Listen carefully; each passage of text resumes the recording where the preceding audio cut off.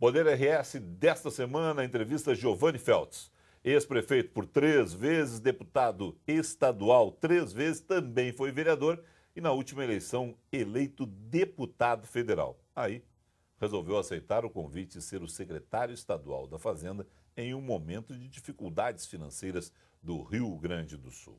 Secretário Feltz, bom dia, prazer em ter aqui. Bom dia, Felipe. Prazer é todo meu. Antes da gente falar sobre o cargo de secretário das dificuldades financeiras do Rio Grande do Sul nesse momento, o que é poder para o senhor? Ele se divide em duas partes, ou duas formas. O poder que é legítimo, pelo reconhecimento, pelas urnas, pela demonstração de liderança, pela capacidade de empreendedorismo. O poder que sai legitimamente e ele é exercido na sua plenitude, obviamente pelos seus atos, pela condução, pela liderança que exerce. E o ilegítimo, aquele que é mais originário da força, da ilegitimidade. Eu, particularmente, como sou um democrata, procuro sempre que o poder deva ser legítimo, tanto do empreendedor que cresce fazendo força e parceria com seus colaboradores, quanto do político que exercita mandatos fruto do voto e da escolha popular. Enfim, este é o poder que dá a caneta para exercitar esse poder em nome de outros, de forma legítima e absolutamente inquestionável. Por que um homem que é 3 vezes vereador, 3 vezes prefeito, 3 vezes secretário estadual da Fazenda, se elege deputado federal? Segundo alguns, vai para aquela ilha da fantasia que é Brasília, aceita sentar na cadeira de secretário da Fazenda do Rio Grande do Sul em um momento que o senhor já sabia antes, o senhor conhecia as contas do Estado, estava lá, inclusive na Comissão de Finanças da Assembleia Legislativa, um momento péssimo das finanças do Rio Grande do Sul, um momento difícil. O senhor pode estar se queimando. Como é que é o político sentar num cargo como esse, que é um cargo técnico? Eu diria, para dever de justiça e verdade, pela impossibilidade de negar o convite. Segundo, por uma consciência que talvez alguém pudesse estranhar de que eu sou minimamente, mesmo na oposição, em diversos mandatos como parlamentar, corresponsável por esse estado de coisas que está aí. Pode ser que a minha culpa e a minha responsabilidade seja atenuada, a de outros provavelmente bem maior. Mas eu imagino que as pessoas que nos veem devem acreditar que é possível transpormos as dificuldades que são gigantescas. Por outro lado, a chamada Ilha da Fantasia, eu não gostaria de lá estar e ampliar essa conceituação de forma pejorativa. O fato é que... Barbada, quer dizer, o deputado ganha bem, tem bons recursos para fazer emendas parlamentares, beneficiar aqueles municípios onde teve boa votação. Né? É mais tranquilo do que ser secretário estadual da Fazenda. Muito mais tranquilo. Mas a impossibilidade de dizer não, ela decorre de múltiplos fatores. Um deles é esse da responsabilidade que se tem em relação a esse estado de coisas que está aí, de não se omitir diante dessas dificuldades.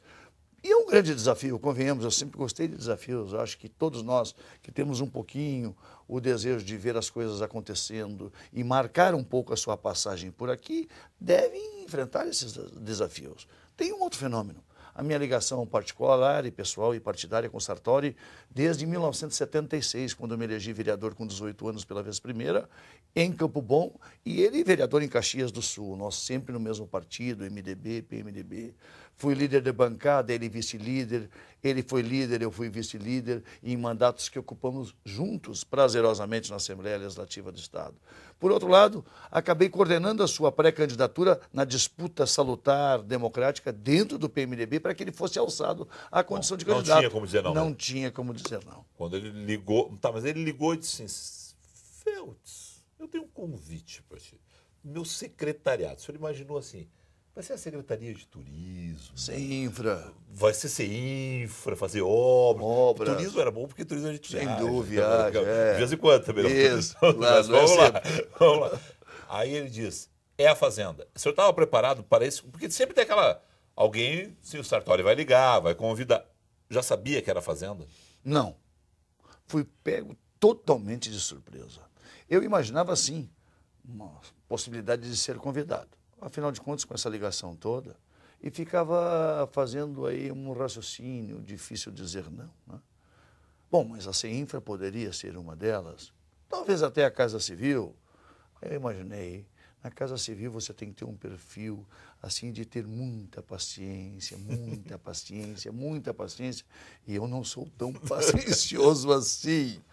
Bom, Por outro lado, eu fui opositor ao governo Tarso e acho que, de um modo geral, atingimos uma certa visibilidade. A Casa Civil também impunha que não tivesse um perfil assim a comandá-la. Sim. Quando ele me convida para a Secretaria da Fazenda, Felipe, tu tá louco, Sartori? Bom, que me perdoe o governador se estiver nos vendo agora, porque foi exatamente isso que eu disse. Tu tá louco, Sartori? Eu mal e porcamente sei somar 2 mais 2. Tá, e como é que um homem que mal e porcamente sabe somar 2 mais 2 senta na cadeira de secretário? Porque ele me diz o seguinte: primeiro, não é tão somente um convite, é uma missão. Segundo, nós precisamos falar todos para fora, para a sociedade, como está o Rio Grande, o que vamos fazer e o que esperamos encontrar e projetar, e para dentro do governo. Conto contigo para isso. Nós precisamos de alguém também um tanto quanto apartado do interesse político eleitoral mais imediato, que é as próximas eleições, porque isso eu posso te assegurar, sim, e para a sociedade do Rio Grande também. O Sartori está absolutamente apartado do resultado eleitoral de uma próxima eleição, que nem sabe se vai ou O senhor está falando da próxima eleição de prefeitos o ano que vem? Não, ou daqui não, daqui 4 anos. Daqui 4 anos, quer dizer, ele sempre tem dito na campanha, continua dizendo hoje, vamos fazer o que tem que ser feito.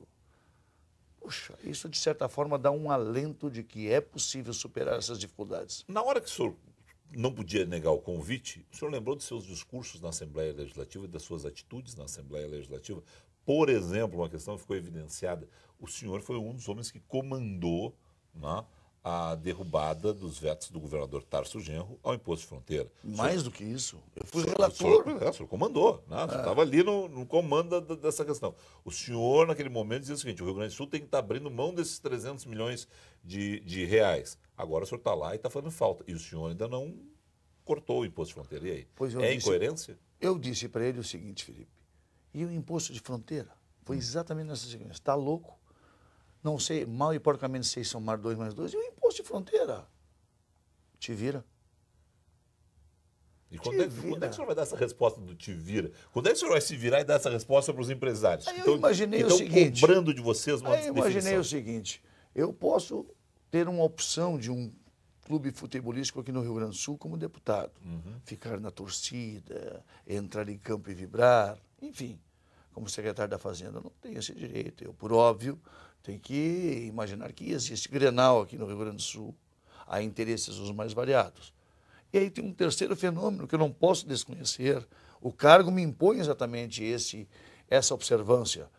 O Estado, na penúria em que está, tem condições de abrir mão de 300 milhões projetados, pode ser um pouco mais, um pouco menos, ao ano? Hoje eu diria que não. Mesmo em sacrifício daquilo tudo que aconteceu na Assembleia Legislativa. Mas era só discurso. Vocês enquanto deputados, até o senhor disse isso, né? Que o senhor se sente corresponsável em alguns momentos. Sem dúvida. Na pergunta inicial. Mas vocês, enquanto deputados, não tinham a obrigação de ser sérios também nesses cálculos todos? Quando vocês derrubaram lá atrás os vetos do governador Tarso Genro, não deviam ter dito assim: pô, mas são 300 milhões, o Estado está numa dificuldade? A gente tinha essa percepção, mas era tamanho o volume de projetos, dando benefícios, expandindo a base, fazendo programas sociais de toda ordem, que nós imaginamos, bom, alguma alternativa o governador Tarso deve estar encontrando.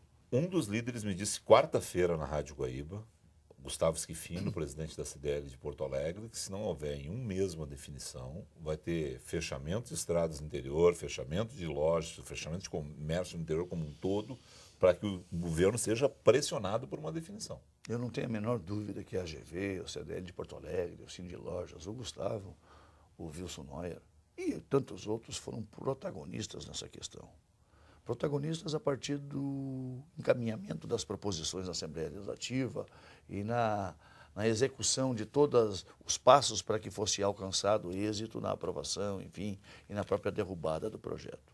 São legítimas as manifestações, assim como legítimas também são as buscas na justiça para conseguir um liminar para que os seus salários não sejam atrasados ou, de modo geral, parcelados. Tudo é legítimo, como também é legítimo o fato de estarmos na Secretaria da Fazenda e, com parcimônia e responsabilidade, observarmos os interesses do Estado do Rio Grande do Sul como um todo. Sobre salários, até eu quero conversar com o senhor no segundo bloco, segurar um pouco a audiência, né? Então é o seguinte, me diga o seguinte: vocês estão fazendo uma radiografia das finanças do Rio Grande do Sul.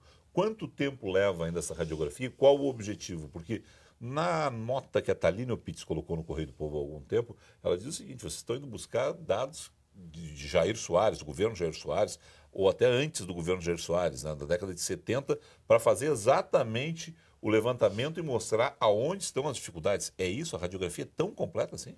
Eu não chegaria exatamente a essa precisão, a essa questão de lapso temporal, né? Eu diria o seguinte, que não é difícil de reconhecer ao observar esse tempo, de que ao longo de pouco mais de 40 anos no Rio Grande do Sul, nós tivemos poucos anos em que gastamos menos do que arrecadamos. Muito poucos. Para ser mais preciso, foram 6 anos que nós gastamos menos do que nós arrecadamos. Algum governo em especial? Eu não gostaria de citar, porque senão poderia eventualmente achar que está puxando para cá ou para lá, até porque as situações podem ter sido mais favoráveis naquele momento, obviamente que aliado às decisões administrativas e de gestão. Claro. Né? Nós não queremos fazer uma radiografia por completo, trazer à luz isso, não. Mas é para entender esse processo e saber como é que nós chegamos até aqui.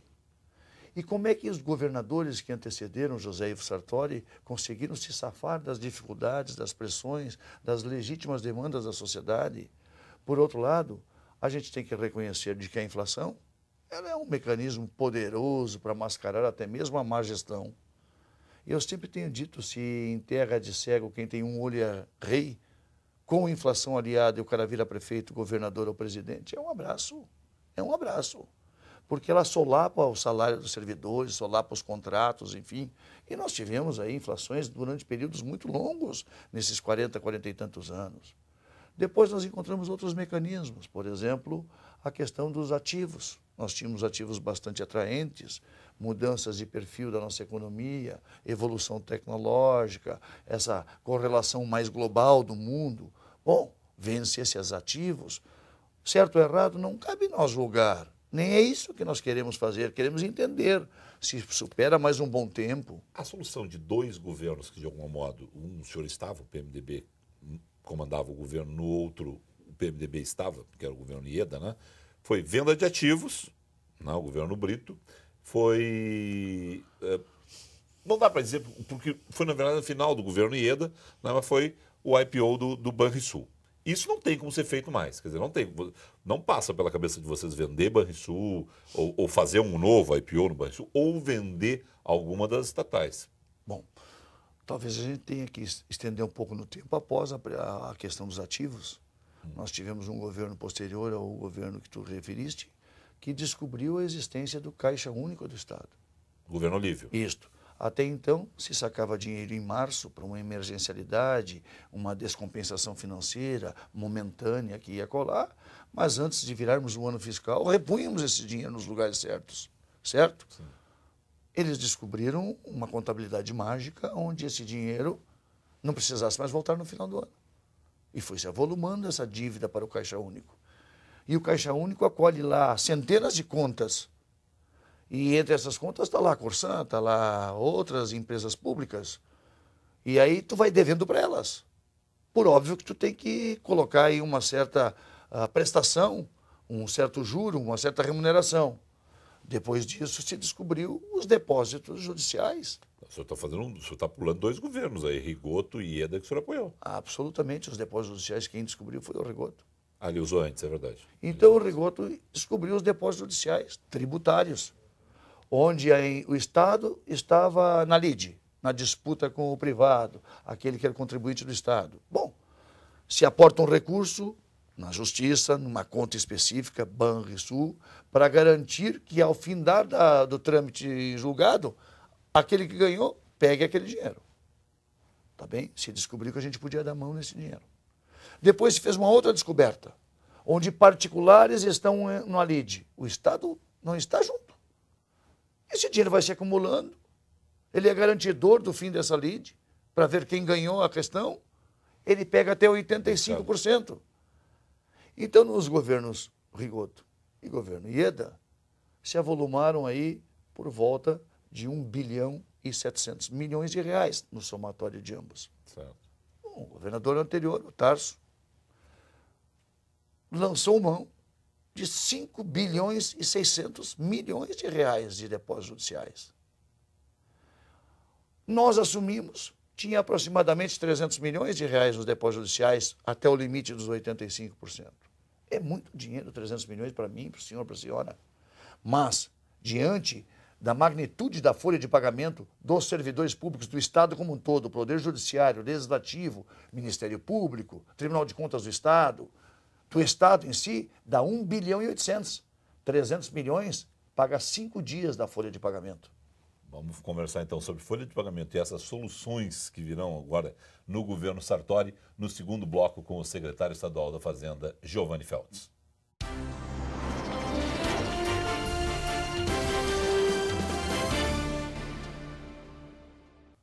Poder RS volta neste domingo conversando com o secretário estadual da Fazenda, Giovanni Feltz. No primeiro bloco a gente encerrou falando aí das questões ligadas aos governos anteriores, inclusive sacando dinheiro do depósitos judiciais. De quando faltam os termos aqui, né? Mas vamos lá, dos depósitos judiciais. Vocês já sacaram 300 milhões de depósitos judiciais. Como é que vai fazer para devolver esse dinheiro todo? Porque é o Estado que sacou. Se é o governo Sartori, se é o governo Tarso, se é o governo Rigoto, se é o governo... Tem que botar de volta. Um dia sim. E aí? Os 15% têm uma certa margem de segurança em relação às ações que estão tramitando e a decisão que, de modo geral, exige sacar um pouco de dinheiro para dar cobertura à seleção judicial. Né? Nós já sacamos 300 milhões, e é verdade, para poder pagar a dívida agora no mês de março, no início do mês de março. Senão nós não teríamos dinheiro para pagar a dívida com a União. Nós não temos mais como fazer empréstimo, porque o governador Tarso foi competente nisso. Ele conseguiu mais de 4 bilhões de empréstimos, junto ao BNDES, ao BID, Banco Interamericano, ao BIRD, Banco Mundial. Bom, esse dinheiro caiu Caixa Único. Uma boa parte não tem cheiro, não tem cor no Caixa Único, paga a folha, paga custeio. O PT está dizendo que não é assim, não. Inclusive, o PT está querendo um debate na Assembleia Legislativa que pode se dar na Comissão de Finanças. O senhor iria para a Comissão de Finanças debater com o secretário Odir Tonnolier a situação do Estado que vocês encontraram e eles defendendo a que deixaram, porque os números não batem. Os números de Odir Tonnolier e do senhor Quais são são bem os números diferentes. do Odir Tonnolier? Ele diz que tinha mais dinheiro e que a situação nesse momento... E ele até fala numa frase, que é uma frase interessante, tem que ter soluções criativas. Sim. Não. Eles já tiveram soluções criativas, por exemplo, na Secretaria do Tesouro Nacional, onde as metas fiscais do Rio Grande do Sul não eram atingidas e eram autorizadas a fazer novos endividamentos. Eles tiveram, por exemplo, criatividade ao descobrir o Caixa Único do Estado, sacar o dinheiro e não devolver na virada do ano. E, bom, foi uma solução criativa, eles têm feito soluções criativas nesse sentido há um bocado de tempo. Aceitar o debate, deixa eu te colocar, traria algum benefício para a situação do Estado do Rio Grande do Sul? Nenhum. Absolutamente estéril.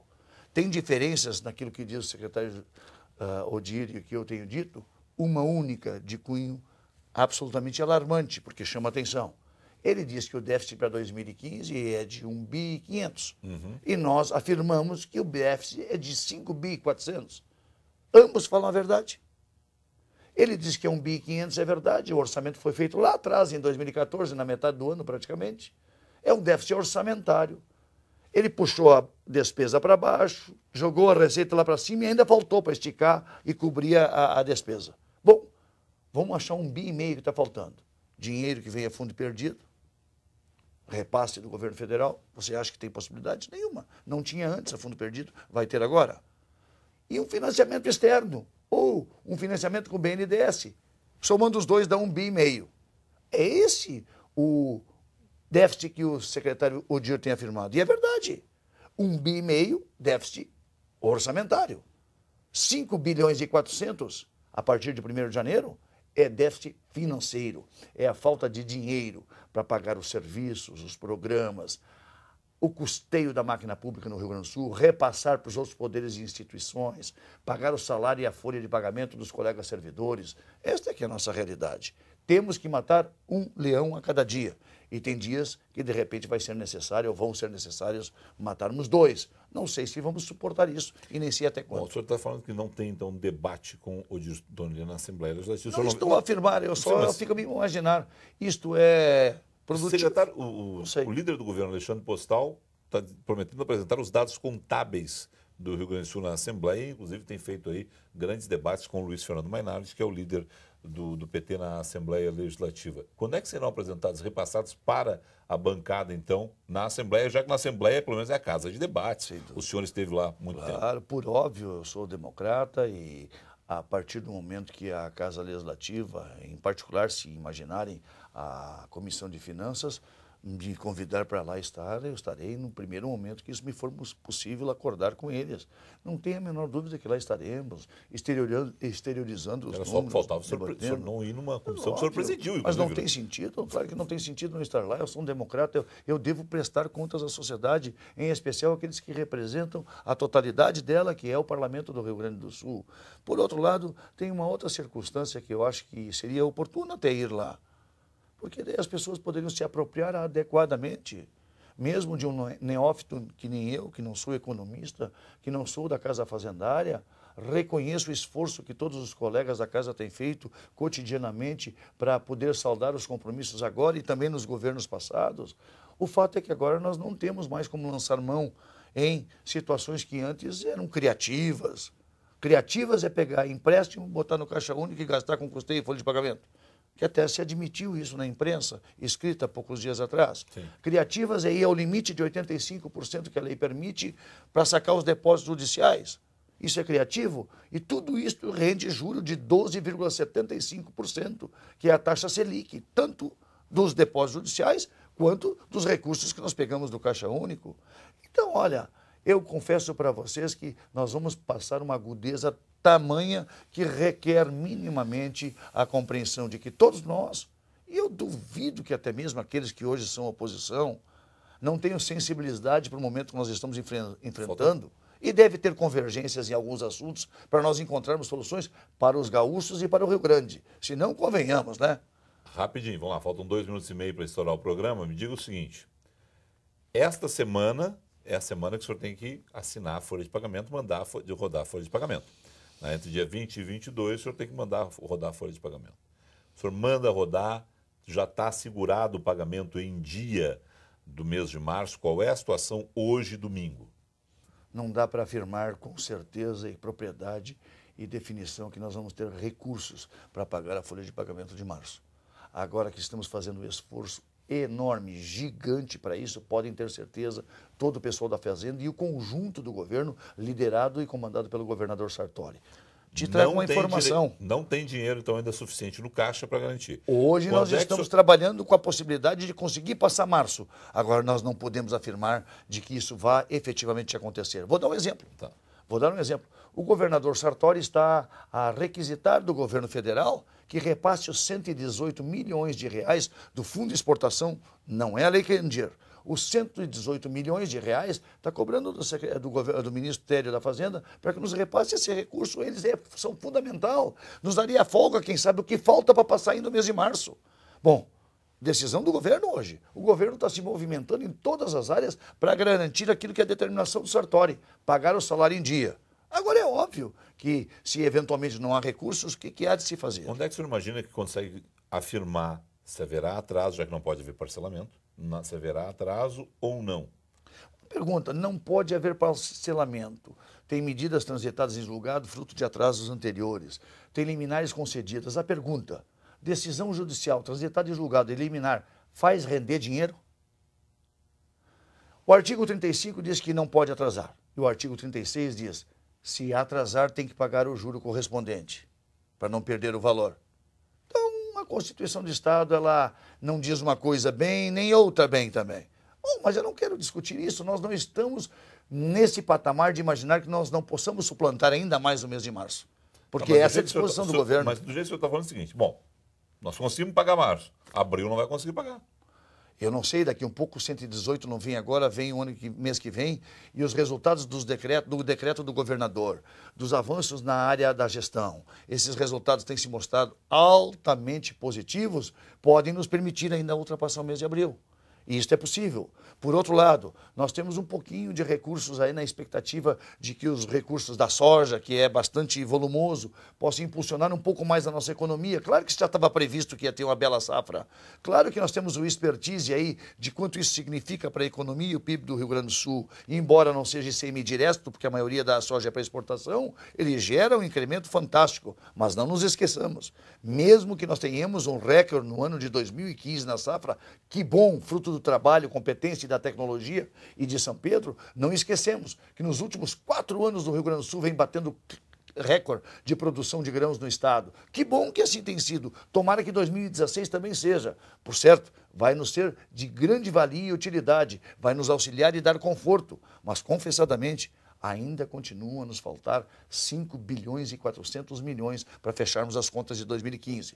Claro, hoje já é menos, porque nós conseguimos, com decisões do governador e sua orientação, com o seu decreto, com as orientações que tem dado, com a diminuição das secretarias, está diminuindo o gasto. Está diminuindo, mas o senhor está falando o seguinte, vamos ter que voltar de novo ao que foi uma solução criativa lá atrás no governo Rigoto, que foi funcionário público ter que ir no Banrisul, pegar, por exemplo, 13º, fazer empréstimo.